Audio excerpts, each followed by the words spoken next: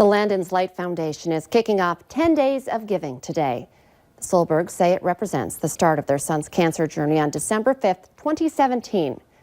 That's the day he was admitted to the pediatric intensive care unit for 10 days as the doctors worked tirelessly to determine a medical diagnosis. The foundation program will help 10 families with a child battling a chronic illness in the Fargo-Moorhead and surrounding areas by providing gifts, services, and/or experiences during this holiday season. Now, we do have a link if you would like to help. It's at valleynewslive.com. Just click on the hot button.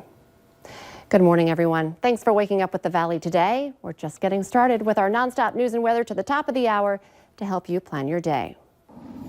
New this morning, a 72-year-old man is dead after crashing his car near Devil's Lake. The North Dakota Highway Patrol says the man missed a curve, went into a ditch, hit a tree stump, and overturned. The crash happened about 2 miles south of Devil's Lake around 8 last night. Police are not yet releasing the victim's name, but do say he was from Devil's Lake. Just 3 days before the 78th anniversary of Japan's attack on Pearl Harbor, a U.S. sailor opens fire at the Pearl Harbor Naval Shipyard and kills 2 people before taking his own life. Officials say the U.S. Navy sailor was assigned to the USS Columbia.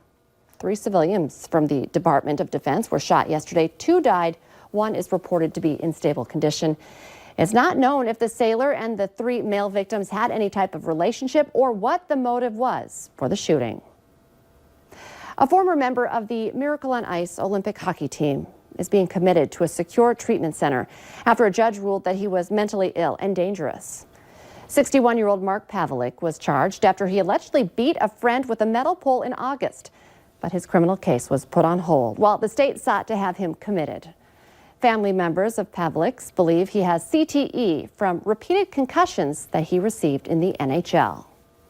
10 minutes before 7, let's get a check of our Storm Team forecast.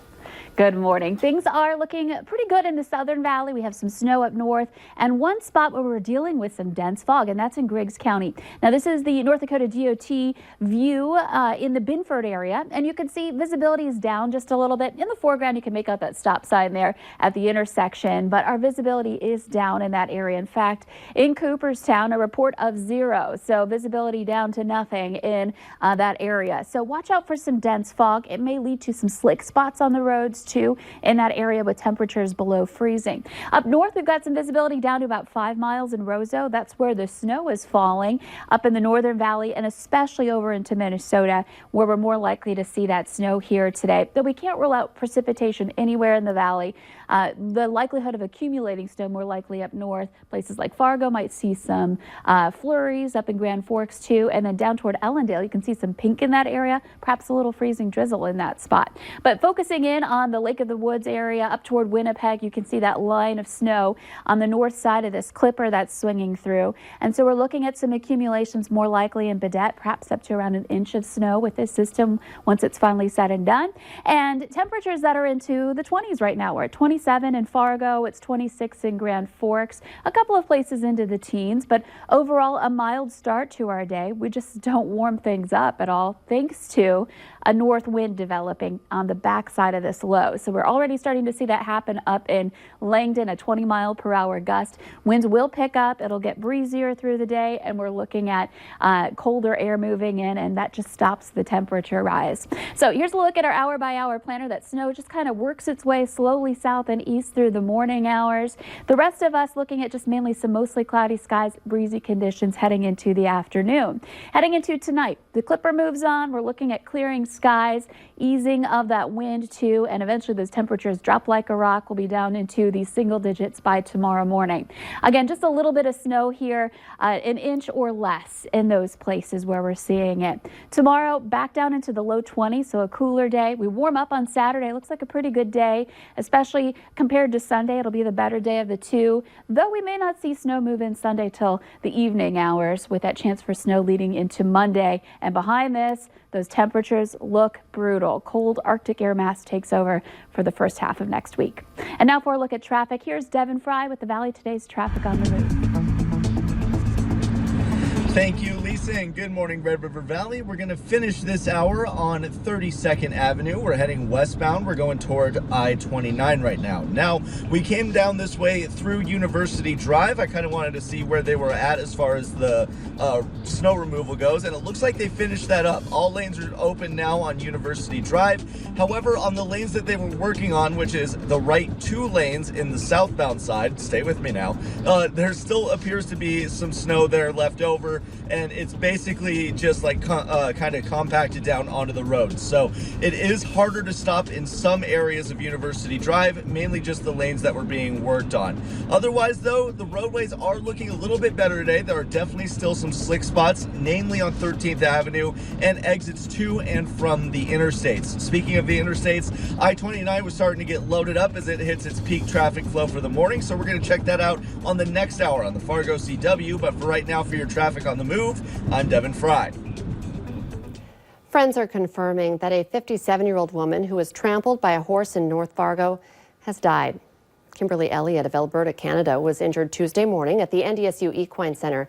She had been handling horses for more than 20 years and was transporting them around the country. The horse that trampled Elliott had been inside a trailer when it got spooked and knocked her to the ground.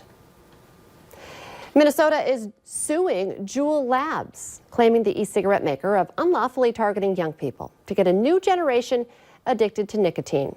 State Attorney General Keith Ellison isn't specifying a dollar amount that the state will seek, but says it could be in line with the state's landmark $7 billion settlement with Big Tobacco back in 1998.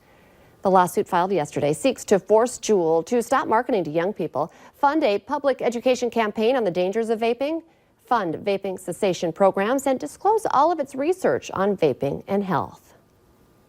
North Dakota State College of Science's president and 2 of its vice presidents are billing the state more than $36,000 in legal fees after a prosecutor declined to pursue criminal charges against them in the wake of a critical audit report.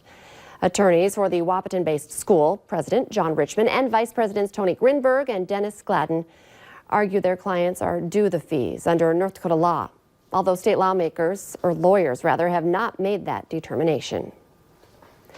Some West Fargo neighbors are complaining that they're not getting their mail in a timely fashion.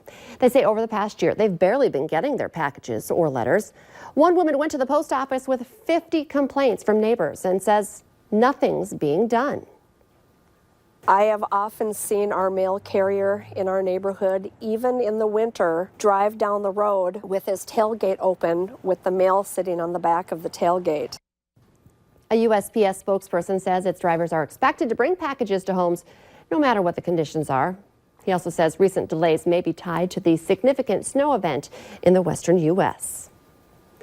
Someone in Grand Forks showed their generosity to the Salvation Army to the tune of $1,000 in cash. In addition to that, 2 gold coins valued around $3,000 were dropped off in a red kettle earlier this week. The Salvation Army says overall, this has been a slow donation season. It's beginning to look a lot like Christmas, especially at Rowe Farm. The Valley Today's Abby Kirshner joins us live from the farm this morning. And how beautiful is it behind you, all lit up with Good Christmas morning, lights? Lisa. It has become a whimsical scene here at Rowe Farm as we've brought the North Pole to Fargo. I'm here with Jessica Carenta, who is an event specialist for the Fargo Park District, and we're standing outside of Santa Village, and there's so much to see, not just indoors, but out here as well. Absolutely. We have all of our decorations up all year for the people to come out and enjoy while they come visit us. We have a new light tunnel this year, which is really exciting for people to walk through. And then, of course, our big Christmas tree. It has definitely gotten me in the Christmas spirit just standing out here. I'm just like, where's the cup of coffee, the hot cocoa? And I could take a tour out here all day. But there is a lot going on inside the different buildings as well. What's kind of going to be going on throughout the days here? Yeah, so every time you come out to Santa Village, you can stop by and see Santa and Mrs. Claus in their house. Santa's ready to talk to all the kids and hear their wishes, or the adults too. We all have wish lists too. And then make a cookie with Mrs. Claus in her kitchen. And then in the other buildings, we have our big train set up and other various decorations in the barn. And that's where you bring your donations. And we accept food and new and gently used toys or monetary donations. You can also write a letter to Santa that we then take to Macy's, who donates $1 back to the Make-A-Wish Foundation. And you can, of course, go into the bunkhouse as well, make a craft activity, play some games with your family, have a nice family moment together, get some concessions. And on the weekends, take a carriage ride. There is so much to do, but I love that, giving back during this time of year. We're always receiving gifts, but taking that time and just bringing a quick donation here can really make all the difference. But also Santa's reindeer, we can't forget about them. Who's going to be out here? We can't forget about the reindeer. We have Donner and Cupid and Comet out here right now, and then we're going to get 2 more next week, so you can come on out. Santa's coming to town, definitely, but they are on a special diet, so you can't feed them, but you can definitely interact with them. Yeah, you get to take your picture in front of them. You can look at them. They like to come over and visit and say hi. You can see the big one and the 2 little babies with their cute little baby antlers are just adorable.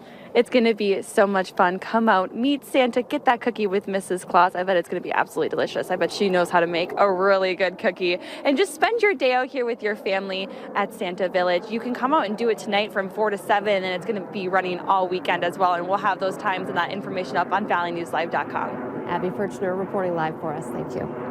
Okay, let's get our answer now to our question of the morning on Facebook. Today's question, a new survey asked people what they do to come up with extra money to cover holiday expenses. 27% said they do this. The answer? Make a deal with their significant other not to buy each other gifts. But do both sides always follow that? That's the key. Okay, one more check of our weather this morning. Well, we're looking at some wintry weather up north. There's some snow moving in along the Canadian border, especially in Minnesota side. You could see that snow taking over. That's more where we'll get some accumulations, a coating to about 1 inch. We're starting off mildly, but our temperatures won't warm up much from this today. Currently at 26 in Fargo and 27 in Grand Forks. The Today Show and CBS This Morning are just about to start, but the Valley Today